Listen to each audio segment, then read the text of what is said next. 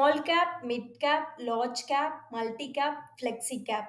இதுல எத சூஸ் பண்றது பெஸ்ட் ஆப்ஷனா இருக்கும்? இத பத்தி தெரிஞ்சுக்க எங்க சீஃப் ஃபினான்ஷியல் பிளானர் ராமலிங்கம் நம்மள கைட் பண்ண இருக்காரு. ராமலிங்கம், நீங்க டேக் ஓவர் பண்ணலாம். இப்போ ஸ்டாக் மார்க்கெட்ல இருக்கக்கூடிய 500 ஸ்டாக்ஸ் இருக்கு. கம்பெனியோட சைஸ் கேபிட்டலைசேஷனை பொறுத்து நம்பர் 1ல இருந்து நம்பர் 500 வரைக்கும் ஆர்டர் பண்றாங்க.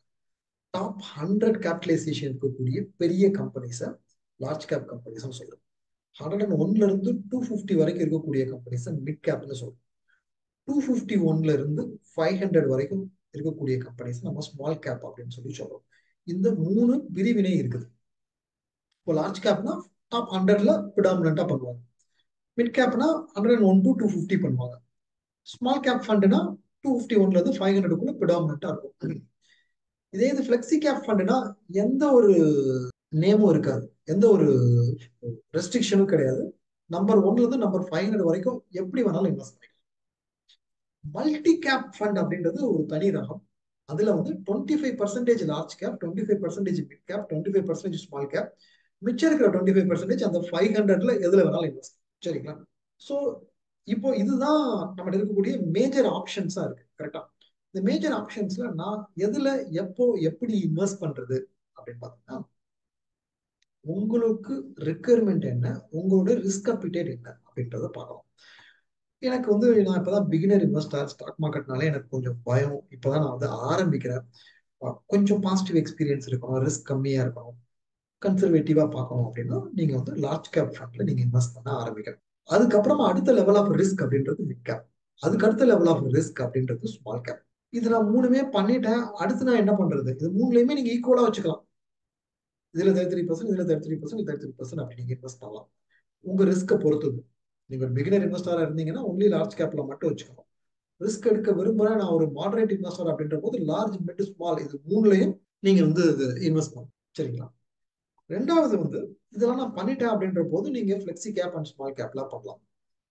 இல்ல அப்படின்ற போது எனக்கு இவ்வளவு பிரிச்சு இன்வெஸ்ட் பண்ண தெரியாது, ஃபிளெக்ஸி கேப் ஃபண்ட்ல இன்வெஸ்ட் பண்ணிட்டீங்கன்னா ஃபண்ட் மேனேஜரே லார்ஜா, மிட்டா, ஸ்மாலா அப்படின்றத பிரிச்சு வந்து பண்ணிப்பாரு.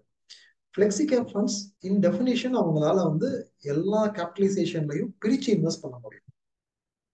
ஆனா லார்ஜ், மிட், ஸ்மால்ல இண்டெக்ஸ் அவங்க ஃபாலோ பண்ற இண்டெக்ஸ் வந்து பாத்தீங்கன்னா லார்ஜ் கேப்ல தான் ஹெவி வெயிட்டா இருக்கும். அதனால ப்ரிடாமினண்டா ஃபிளெக்ஸி கேப் ஃபண்ட்ஸ் வந்து லார்ஜ் கேப் ஓரியன்டா தான் இருக்கும். லார்ஜ் கேப் வெயிட்டேஜ் அதிகமா இருக்கிற மாதிரி இருக்கும். ஸோ உங்களுக்கு 3லயும் கரெக்டான ஒரு டைவர்சிபிகேஷன் வேணும்னு நினைச்சீங்கன்னா மல்டி கேப் ஃபண்டுக்கு போகலாம். லார்ஜ், மிட், ஸ்மால் 3மே 25% ஈக்குவலா இருக்கும். மிச்சம் இருக்கிற 25% ஃபண்ட் மேனேஜருடைய அவுட்லுக் பிரகாரம் அந்த 500ல எதுல வேணாலும் வந்து எக்ஸ்போஷர் வச்சிருக்கும். ஸோ இப்போ உங்க ரிக்யர்மெண்ட் என்ன அப்படின்றத நீங்க பாருங்க. எனக்கு நான் ஒரு கன்சர்வேட்டிவ் இன்வெஸ்டர், லார்ஜ் கேப் மட்டும் போகலாம். நான் ஒரு moderate investor, large, mid, small 3லயும் நீங்க ஈக்குவலா இன்வெஸ்ட் பண்ணிக்கலாம். நீங்க நான் வந்து ஒரு பிகினர் இன்வெஸ்டர், பட் ஆனால் மிட் அண்ட் ஸ்மால்லேயே கொஞ்சம் எக்ஸ்போஷர் வச்சுக்கலாம்னு நினைக்கிறேன். தென் ஃபிளெக்ஸி கேப் ஃபண்ட் நீங்க வந்து ட்ரை பண்ணி பார்க்கலாம். நான் ஒரு என்கிட்ட வந்து இவ்வளவு ஃபண்ட்ஸ் ஸ்கீம்ஸ்ல பிரிச்சு இன்வெஸ்ட் பண்றதுக்கு என்கிட்ட வந்து ஆப்ஷன்ஸ் இல்லை. நான் வந்து தென் நீங்க ஒரே ஒரு fund multi cap fund choose பண்ணிக்கலாம். நான் ஆல்ரெடி லார்ஜ், மிட், ஸ்மாலும் பண்ணியிருக்கேன், ஃபிளெக்ஸி கேப்பும் பண்ணியிருக்கேன். தென் நான் வந்து மல்டி கேப் ஃபண்டுக்கு போகலாம். உங்களோட ரிக்யர்மெண்ட்டுக்கு ஏற்ற மாதிரி நம்ம உங்களுடைய இன்வெஸ்ட்மெண்ட் கான்டெக்ட் என்ன அப்படின்றத பார்த்து அதுக்கேற்ற மாதிரியான ஃபண்டை நம்ம வந்து செலக்ட் பண்ணி கொடுக்கலாம். உங்களுக்கு இந்த டாபிக்லயோ ஆர் வேற ஏதாவது இன்வெஸ்ட்மெண்ட் ரிலேட்டட் டாபிக்ஸ்லயோ டவுட்ஸ் இருந்தா எங்க ஃபினான்ஷியல் எக்ஸ்பர்ட்ஸ் கூட டைரக்ட் அப்பாயின்மெண்ட் புக் பண்ணிக்கலாம். அப்பாயின்மெண்ட்கான லிங்க் டெஸ்கிரிப்ஷன்ல இருக்கு, செக் பண்ணிக்கோங்க. ஆல்சோ ஃபைனான்ஸ் அண்ட் இன்வெஸ்ட்மெண்ட் பத்தி இன்னும் நல்லா தெரிஞ்சுக்கணும்னா எங்க லைவ் வெபினார் ஜாயின் பண்ணிக்கோங்க. வெபினார்க்கான லிங்க்கும் டெஸ்கிரிப்ஷன்ல இருக்கு, செக் பண்ணிக்கோங்க.